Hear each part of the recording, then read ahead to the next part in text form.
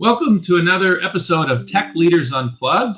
We're going to get unplugged today with Lane Campbell, founder and principal of GovSoft, and we're going to talk a little bit about AI needed in a very interesting government agency, the DMV. I'm sure we've all sat through many long lines there and tried to get appointments, and hopefully Lane can talk about how AI is going to help shorten those lines and get us moving through the system a lot faster. So thanks, Lane, for joining us today here on Tech Leaders Unplugged.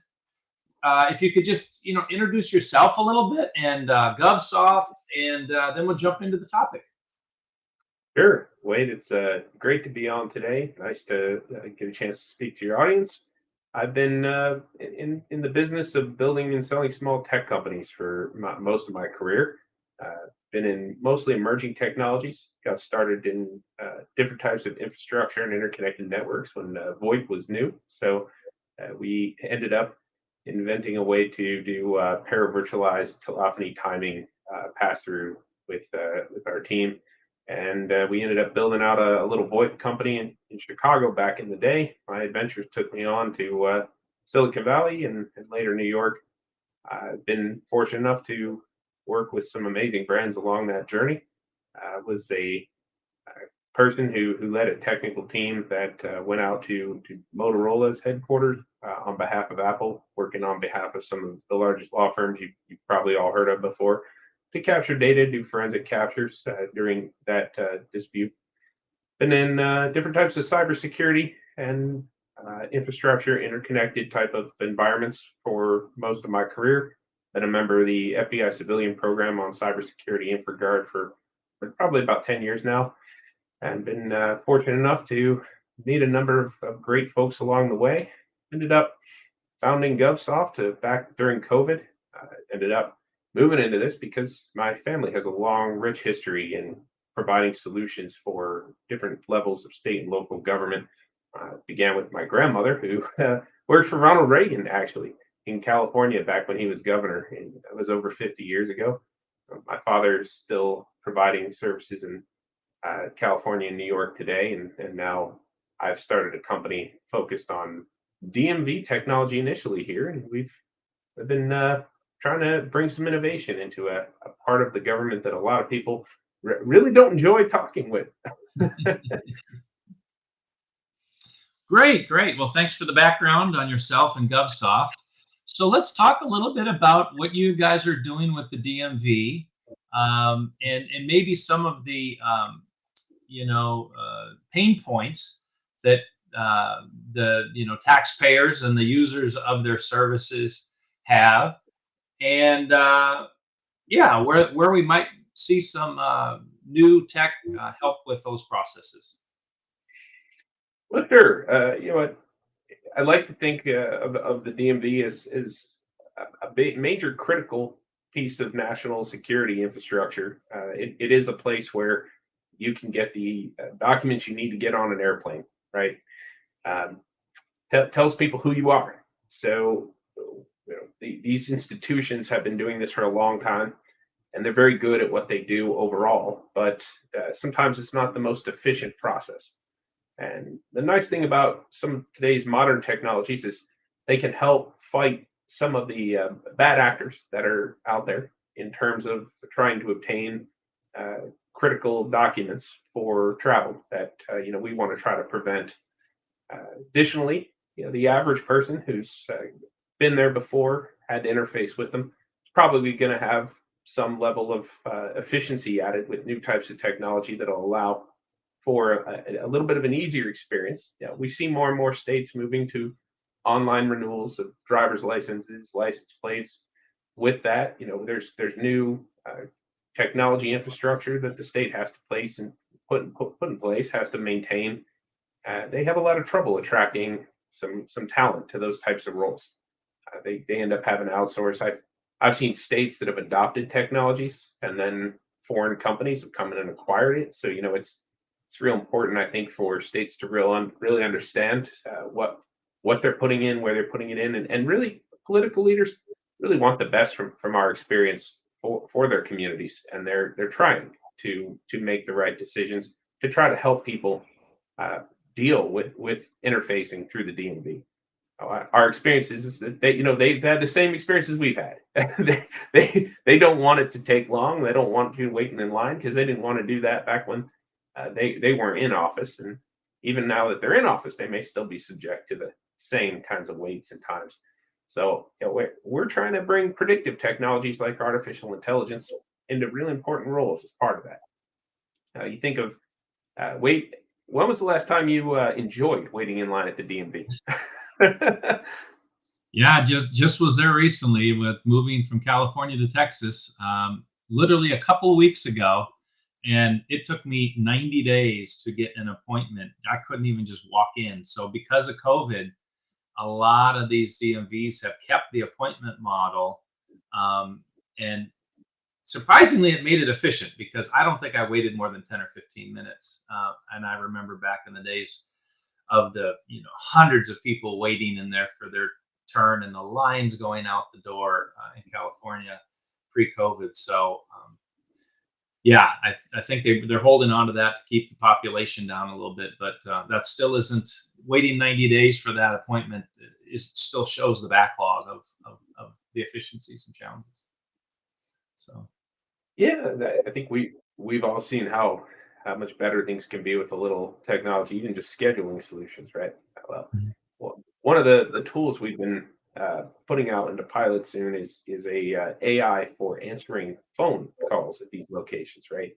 There's so much that goes into what you need when you move between states. What documents do you have to bring? And Mhm. are you a citizen? Are you a permanent resident? Are there's a lot of questions going to come through that process.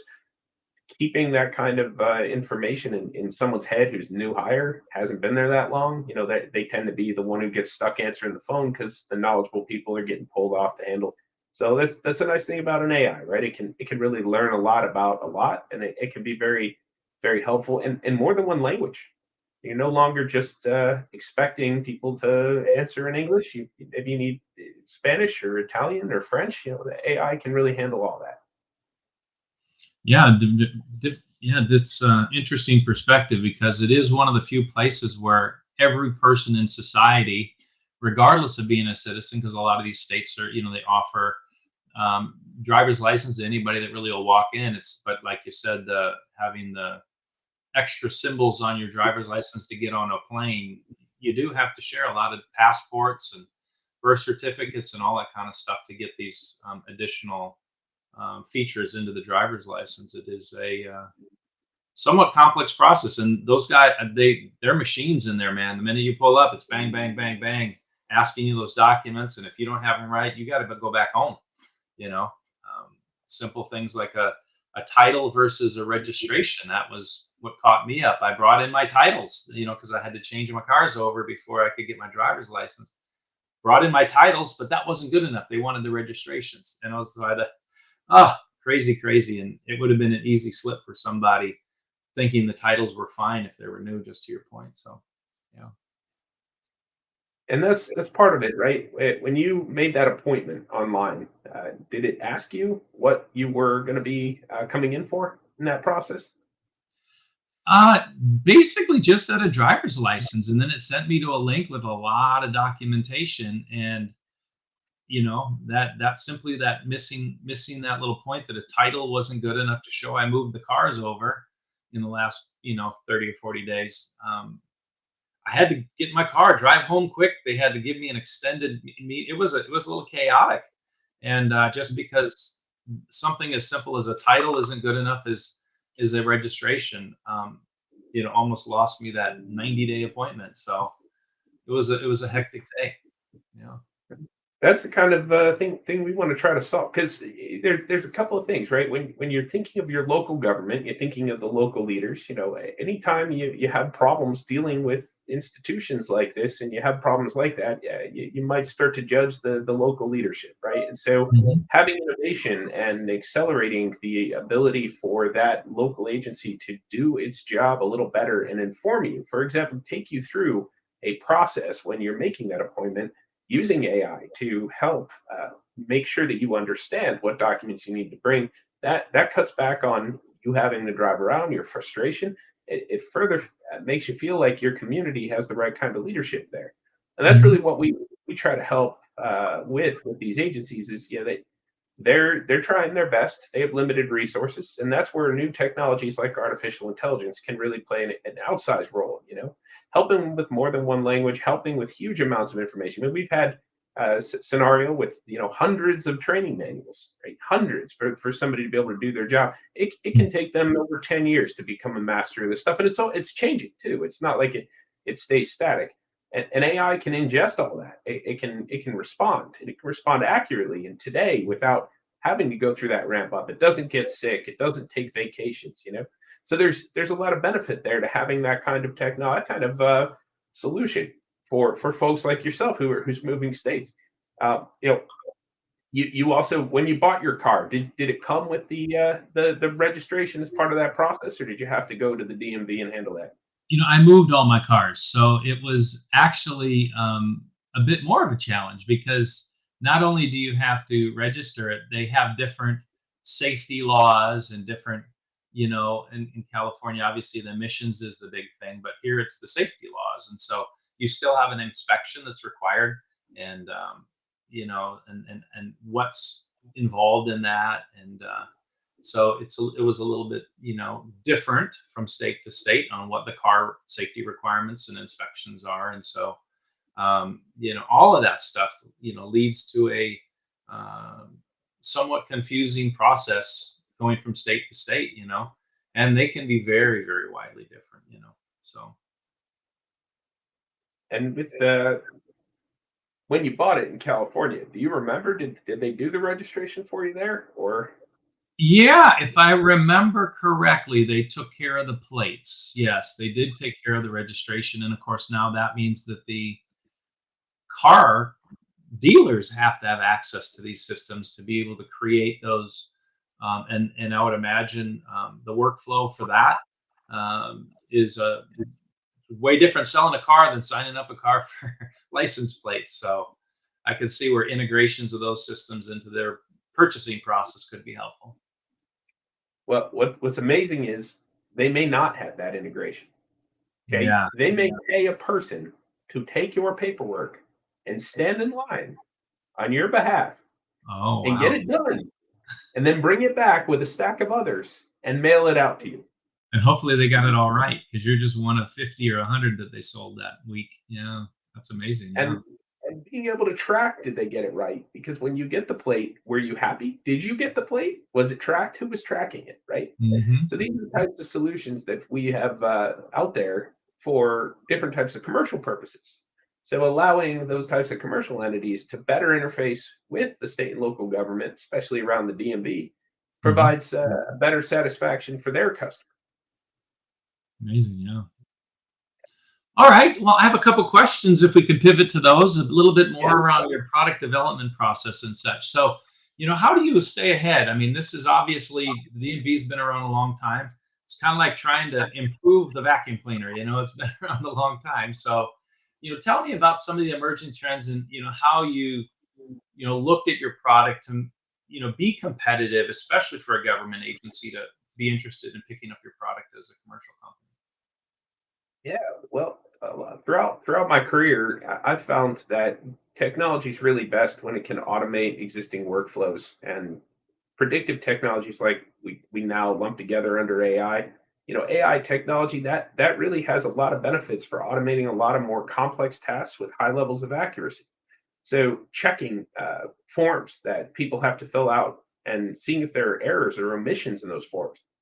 I know government processes where they will have to manually review all of those different types of forms, and now with AI and computer vision, we can look at those forms and we can determine with high probability if there's errors and omissions. We can put that in front of a person to make final determination, but we can accelerate the review process significantly. We can take hundreds of documents and sift through them in seconds versus having to go through piece by piece and so when we talk with these agencies and we try to figure out what kinds of problems we can solve and what types of modern technologies we bring, it really comes down primarily to trying to make the organizations more efficient in a secure manner. We're dealing with very, very sensitive information. This is not the kind of process that you can just pass off to a chat GPT. You can't just expect that your organization is going to be able to use something off shelf. So we're a little more bespoke. We're focused on using the right solutions, and we're focused on ensuring that the process is being automated in a thoughtful manner. This isn't something that typically you're going to find. You can't go to Office Max and buy this on a shelf. Yep, yep.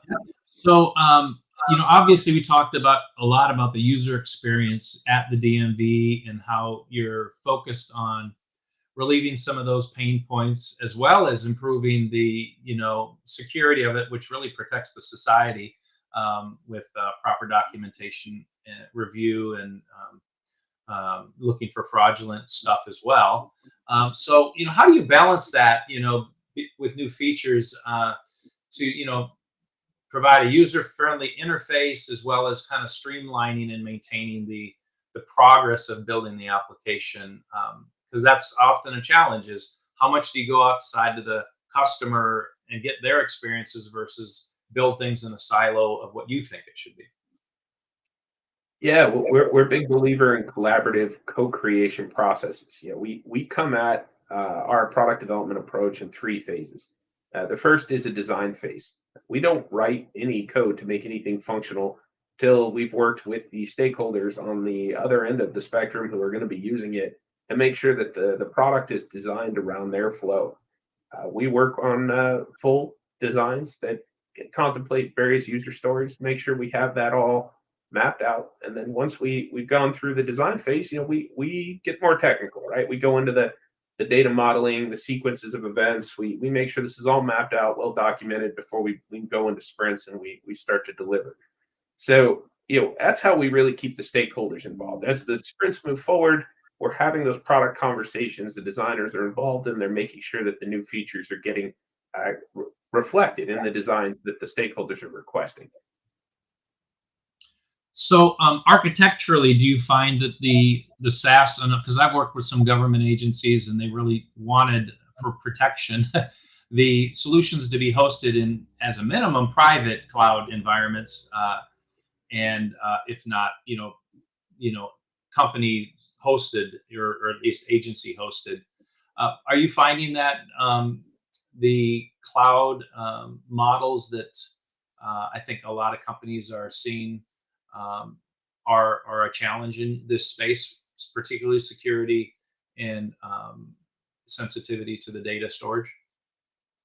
It really depends. In federal, I think they're more open to some of these cloud solutions. A lot of state, local governments are sort of having trouble with budget. Unlike the federal, where maybe they have some more allocation for these types of programs. If you're familiar with like FISMA compliance and FedRAMP, there isn't really that same level at the state. They're trying to do everything as secure as possible. And oftentimes, if they had a facility or a colo that they put in 20, 30 years ago, there hasn't really been that regulatory ramp up that you would expect to kind of govern some of that. So we try to help them understand the benefits of the government cloud solutions that are out there and gravitate towards that. But we find that a lot of them have their own infrastructure, and if that's where they really want to be hosting, then that it's really their environment, and they've been using it for a long time, and they understand it, and that plays a role in their determination there and where they want this to live. But yes, we're big proponents of the cloud. We think Microsoft Azure is a fantastic platform. We've been fortunate enough to have some great resources from Microsoft throughout some of the work we've done, and we're a Microsoft partner, and we continue to grow our offering within the Azure environment. That's it. That we've gotten experience in different types of clouds from Google and Amazon as well. So it's really not a cloud specific issue. It really comes down to budget, and also like I said, these agencies do suffer from an issue of attracting and retaining the types of talent you would expect that would be necessary for some of these types of environments. So, we try to be their partner in that mission and help them understand what offers are out there and how they can secure maybe even what they're already running in a more modern way. Awesome, awesome. So, pivoting now towards kind of the some of the changes we've seen with remote working and teams that are in different regions. I'd imagine, a lot of the stuff you work on does require U.S. citizens and to be done on U.S. shore. Tell me a little bit about, that product development and that um, process of cross, functional teams, whether it be the product designers, the engineers. We talked a little bit about getting involved with stakeholders, and that's obviously your product owners and business analysts and UX UI designers and such. And then of course, moving into testing, I would imagine that release process, especially for the stuff that's hosted in their environments, pushing new builds into their on-prem or closed environment can be a bit of a challenge. So can you talk a little bit about how you're managing teams and productivity and efficiencies across the multiple areas that maybe are new for some companies? Sure. Yeah. Our team is pretty accomplished. We've had folks that have built software for in use by DoD, CIA, NSA, FBI, every branch of the military. So we have a lot of experience. Folks who hold different types of clearance. That said, it really does come down to the requirements of the agency we're working with. We are not currently focused on any federal level work, so this is a little different than maybe organizations that have some of these types of qualifications. We focus on state and local government because we see that there is a lot of opportunity to improve efficiency. And like I said, that some of their hosting may have been this way for decades now. And we're really not trying to come in and change everything on them, but we are trying to make them aware of new ways of doing things and new ways that we can help. So we've done everything from try to help with completely greenfield project type deals to help consult on existing. I've been an expert on different technologies for state and local government on everything from like drone regulations to types of blockchain and what helping them understand some of these things. So it really just goes back to we're not really trying to come in and do anything except help educate and be a good partner and see if there's opportunities where we can provide them with a better understanding of what these technologies mean for them and their constituents and how that really plays a role back into how that local leadership, that local political leadership is perceived by the people that are working there. When we get involved with one of these projects, we want to be able to give that local political leadership something that they can show to their constituents that has been achieved, something that they can show results and they can really bring to the campaign trail. And from the local agency's perspective, we're not trying to put any burden on their limited resources. We're trying to find a way to bring this type of technology to them in a bespoke, secure manner that allows optionality when dealing with your local agency. Great, great. So this is the time of the show I'd like to pivot to you a little bit personally. I looked into your background, and you are involved with quite a few organizations. You talked about the FBI, working with them on that FBI private company group, and quite a few other mentorships, kind of members of different support boards and stuff. And that's a thing for a lot of technical folks. I think balancing work and life, personal life, and then networking and working with outside agencies in a voluntary manner. Can you talk a little bit about how that's helped your career and connectedness with your career to actually spend time in a voluntary way with organizations that need your expertise? Sure. Well, I got started in my career in infrastructure and interconnected networks and new types of emerging tech. I was drawn to innovation. Always wanted to be surrounded by other innovative people, and a lot of the time you find that in the startup community. So, getting involved in your local startup community or an online startup community, you go into that. I think you should go in with the expectation that you're going to grow and you're going to learn and you're going to meet people. Very rarely do these communities produce successful businesses, but they do allow you to network real well, and they do allow you to gain a lot of insights. I'd like to say I've had sort of the world's best MBA. I've helped over 2,500 companies, leadership teams. I've been exposed to different business models. Beyond what most people would ever imagine. And I walked into a laundromat as part of helping Quilts for Kids charity, where we were washing quilts, and the laundromat was fortunate enough or we were fortunate enough that they donated some washing machine time to the charity. So I walk in, start up chatting up the owner, and he catches on that I know a few things about different types of business models, and he goes, what do you think I do in revenue? And I tell him, and he's like, you're within $5,000 of it. And I'd never met him before. I'd never been to that region before, but just having had that exposure and everything, I think it's real valuable for folks to find that kind of community. It could be online, it could be in person.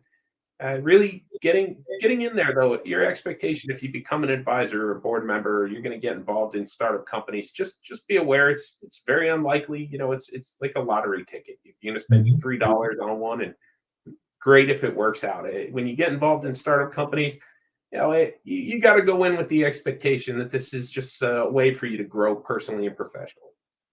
Great advice. I agree wholeheartedly that the way you learn is to put yourself out there and put yourself in unknown areas, and these startups will constantly throw you in different directions, whether it's the technology or like you said, the business model, going between franchises, nonprofits, VC backed, bootstrapped. All of those have different challenges, and to experience those is way bigger and better than reading it in a book.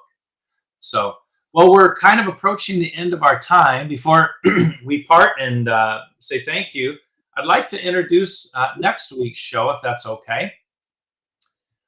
Next week, we have Dan Acosta, CEO of Grid. It's a supply chain and logistics software company, and it'll be on March 13th at 9:30. So look to that. It's again live, just like this show. And let us know what you think, and join us for the show next week on the 13th with Dan.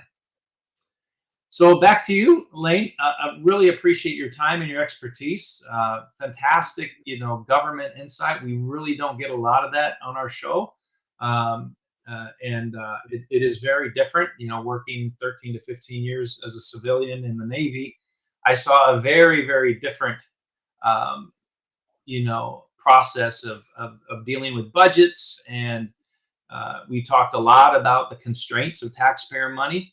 And it is a very different challenge, I think, with building tech, and the impacts can be massive.